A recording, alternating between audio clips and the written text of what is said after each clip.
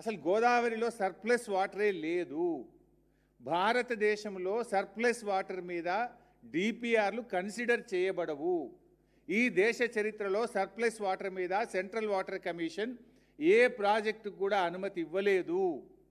And గతంలో ఎన్డబ్ల్యూడిటి సమావేశాల్లో surplus water లేనే లేదు గోదావరిలో అని స్పష్టంగా కేంద్రం చెప్పిన విషయాన్ని బీఆర్ఎస్ బయటపెట్టింది. దాంతో ఏం చేసిండ్రు ఈరోజు చంద్రబాబు గారు?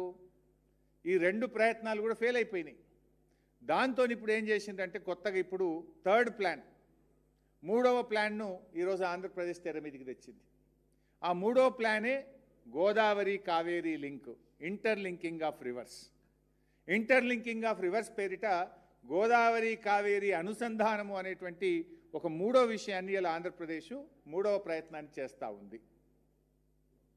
అయితే ఇక్కడ విషయం ఏంది? గతంలో ఈ గోదావరి కావేరీకి సంబంధించి ఇది కొత్తగా ఎన్డీఏ ప్రభుత్వం అధికారంలోకి వచ్చిన 2014 నుంచి ఈ అంశం తెర మీదకి వచ్చింది. 2014 నుంచి 23 వరకు బీఆర్ఎస్ పార్టీ అధికారంలో ఉంది. ఆ రోజు మేము అనేక సమావేశాలకు వెళ్ళినప్పుడు ఎప్పుడు మేము ఏం చెప్పేవాళ్ళము?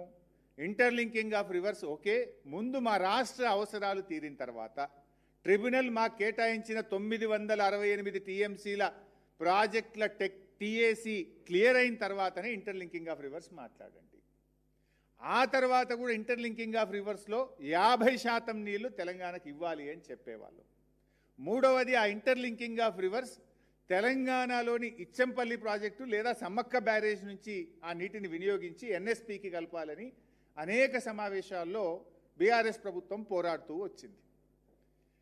ఇప్పుడేం జరుగుతుంది?